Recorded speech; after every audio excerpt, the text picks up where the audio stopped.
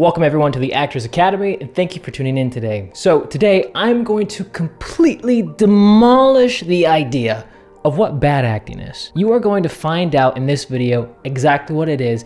Anytime someone questions you and says, well, maybe this is what bad acting is and this is what good acting is, you can refer them to this video and you're gonna see exactly what it is. We're gonna demolish the point today. So in order to understand this, first we have to know what is good acting. What the hell are you doing in my house if you hate me so much? I thought it was a family secret. You've never looked at a woman and been totally vulnerable. Known someone that could level you with her eyes. Good acting is a performance that we don't question. When we go to the movies or we sit down on our couch and we watch a movie, we don't question the performance. We're captivated in the story and we're in it. When we question a performance, that's when the actor is not fully doing their job. You are tearing me apart, Lisa! An actor for us is supposed to be a magician. They're doing the magic trick. They're bringing us in. When they don't do their job properly, we go, wait a minute, I don't believe it. We question that performance. So now we have to go deeper and really understanding what bad acting is.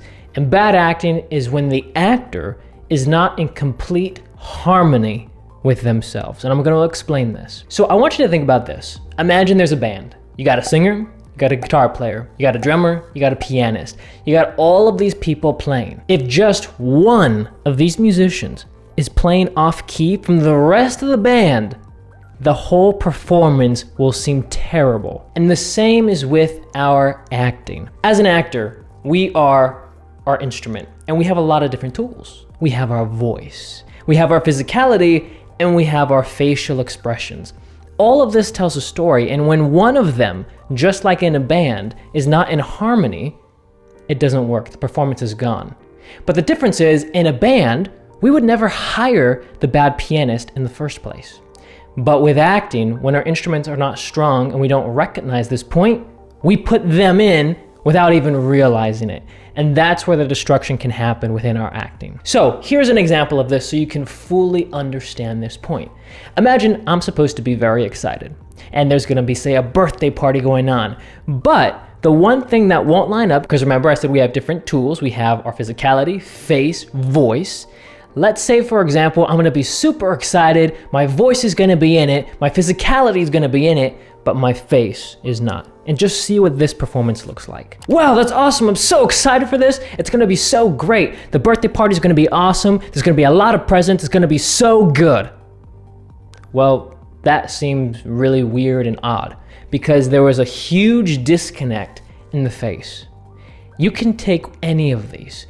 Typically for an actor, the big disconnect that you're gonna have is your voice. I've seen so many actors before where they're in the moment, their physicality is great, the facial expression's awesome, they're there in the moment, but then they have their actor voice that comes out. And I did a whole video on this the other day, but that actor voice sounds something like this. Hey, how's it going?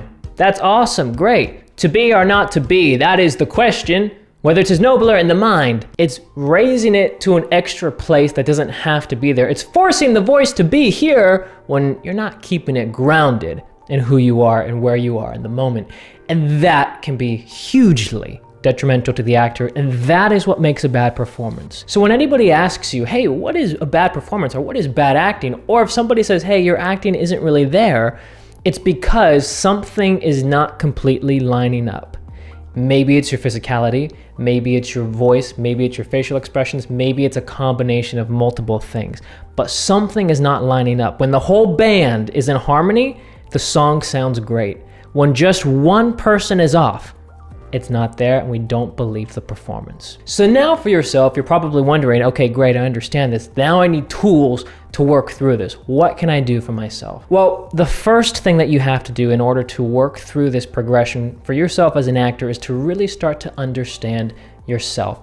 Analyze yourself, document yourself, start to understand how you behave as a human being. Because typically what happens is we have emotions in our life, but we don't document those emotions and those feelings, so we end up forgetting about it. Something could have happened 2 weeks ago, but we don't really remember the experience of how we behaved. Meaning, if I was really excited about something that happened 2 weeks ago, and I was jumping up and down and I'm full of energy, I'm gonna go to my notebook and I'm gonna document that. And I'm gonna say, okay, I was really excited. This is how I behaved. This is what I did physically.